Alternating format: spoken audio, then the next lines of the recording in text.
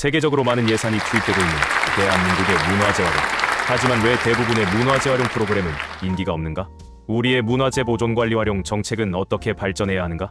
이 글은 2023년 10월 24일 전통문화재학교에서 있었던 세미나 한중일 문화유산 정책의 흐름과 활용의 토론문으로 제출하였으나 시간 관계상 축약하여 말씀드렸던 내용입니다.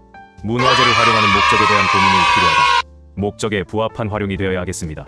여기서 말하는 목적이라는 것은 해당 지역의 문화유산을 관광자원화하고 싶은 것인지, 아니면 지역의 아름다운 문화시설로 활용하는 것인지, 아니면 역사 교육의 장소로 활용하고 싶은 것인지, 그런 것에 대한 고민을 먼저 하고 문화재 활용 사업을 해야 자생력을 중점적으로 갈지, 홍보를 중점적으로 갈지 등에 대한 결정을 체계적으로 할 수 있을 것입니다.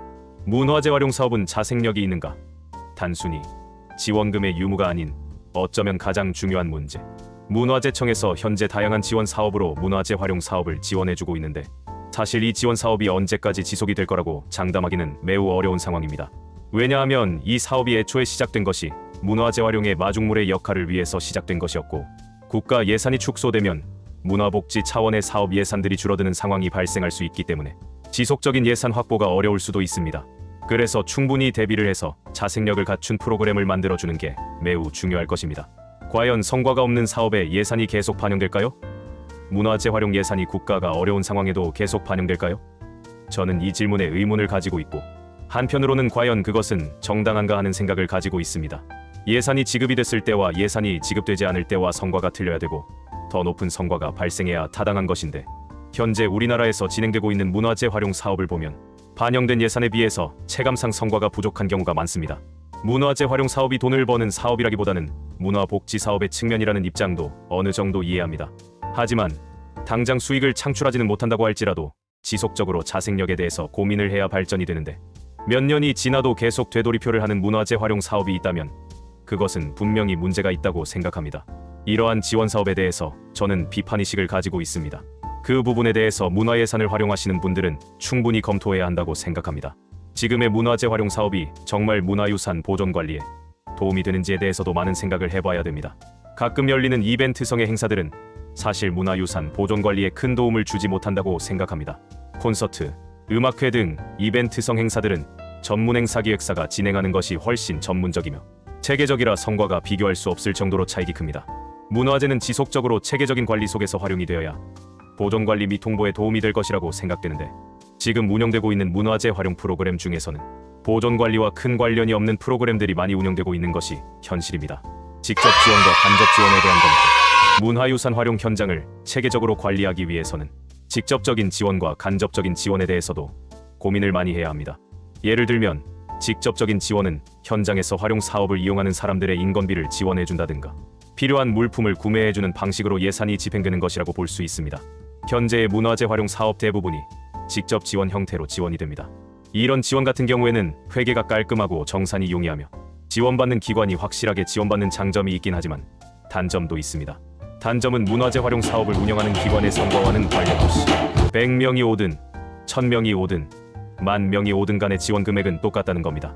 그렇기 때문에 꼭 열심히 하지 않아도 어느 정도 것만 하면 지원금을 다 받아서 무난하게 진행하는 경우가 많다는 것입니다. 자생력 확보 측면에서는 적합한 지원 방법이 아닐 수도 있다는 것을 말씀드리고 싶습니다. 간접 지원이라는 것은 실제로 인건비 등에 대한 직접 지원은 아니지만 문화유산 현장에서 문화상품을 판매할 수 있도록 해준다든가 거기서 사람들이 많이 유입할 수 있도록 공연을 열어준다든가 하는 방법을 사용해서 간접적으로 지원해주는 방법이 있습니다. 저는 간접 지원과 직접 지원이 적절하게 조화를 이뤄야 될 것으로 판단합니다. 지금까지의 문화재 활용 사업의 지원 방식에 대한 점검이 필요한 상황이라 생각합니다. 문화재청의 지원으로 문화재 활용 사업이 운영된 지 17년이 지난 지금의 상황에서 그런 생각을 가지고 있습니다. 문화재 활용 사업의 성과를 어떻게 평가할 것인가? 활용 사업의 지원에 대한 성과에 대해서 정산해서 깔끔하게 임무를 완수한 것을 성과로 볼 것인지, 아니면 판매량이라든가 조회수라든가 참여하시는 분들의 유입률이라든가 만족도라든가 그런 것들을 성과로 볼 것인가에 대해서도 충분히 고민을 해야 할 것입니다. 활용 사업 성과에 대한 측정은 문화재청의 지원 사업에서는 계획의 적합성이라든가 콘텐츠 경쟁력이라든가 수행 역량이라든가 사업 관리라든가 기대 효과라든가 그런 것들을 기초로 해서 판단 및 측정을 하게 됩니다. 여기서 우리가 검토해야 되는 것은 어떤 성과를 측정할 것이냐에 대해서 고민을 많이 해야 되겠다는 것입니다. 첫 번째로 홍보 효과가 큰 대규모 프로그램, 사람이 많이 오는 프로그램을 좋은 성과로 볼 것인가에 대한 고민이 있고, 비록 규모가 크지는 않지만 적은 예산으로도 만족도 높은 교육 프로그램들을 운영해서 깔끔하게 운영하는 프로그램이 과연 좋은 활용 사업의 성과인가에 대해서도 고민을 해야 할 것입니다. 성과를 평가할 때 단기적 성과를 중요하게 생각할 것이냐, 장기적 성과를 중요하게 생각할 것이냐에 대해서도 고민을 해봐야 되는데, 이 질문에는 답이 정해져 있습니다. 사실 중요한 건 장기적 성과를 중요하게 생각을 해야 되고, 그러기 위해서는 기다릴 줄 아는 지혜가 필요하네. 이 장기적 성과의 단위를 3년으로 할 것인지 5년으로 할 것인지에 대한 고민도 필요할 것 같습니다. 고민의 결과를 정책에 반영해야 함은 물론입니다. 문화재 활용 사업의 성과를 누가 평가할 것이냐? 또한 생각해봐야 할 사항은 활용 사업의 성과를 누가 평가하느냐가 있습니다. 사실 이 문화유산 활용 사업의 평가에 대해서는 다양한 의견들이 존재합니다. 모니터링을 통해서 상벌점을 주는 것에 장점과 단점이 있기 때문입니다. 현재는 전문성을 가지고 현장을 찾아주시는 모니터링 하시는 분들의 의견을 담아서 전달하는 방식인데, 다시 말씀드리면 평가하는 분들의 의견이 절대적이라는 것입니다. 가장 좋은 평가자는 사실 참여자일 것입니다.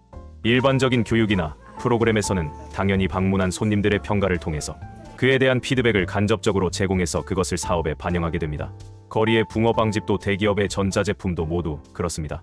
하지만 지원금으로 운영되는 문화재 활용 사업의 경우에는 현장을 방문한 참여자가 운영을 모니터링한다기보다는 문화재청에서 예산을 지원해주고, 참가자들은 들렸다 지나가는 손님만 되는 것이고, 진짜 사업에 대한 평가는 모니터링하는 분들이 한다는 것입니다. 그런데 과연 그분들은 현장을 평가할 만큼 충분히 모니터링하고 있는가? 한두 번 현장 방문해서 체계적으로 평가하는 것이 가능한가? 정말 현장에서 이런 문화재 활용 사업을 운영을 해보셨는가? 그리고 운영하는 것을 제대로 평가할 수 있는 능력을 가지고 있는가? 이런 거에 대해서 생각을 해봐야 된다는 것입니다. 그래서 억울한 평가가 나오지 않도록, 정말 잘하고 있음에도 나쁜 결과가 나오고, 잘하고 있지 못하더라도 좋은 결과가 나오는 이런 평가가 나오지 않을 수 있도록 노력을 많이 해야 된다고 생각합니다. 체계적인 문화유산 활용은 적극적인 문화유산의 보존입니다.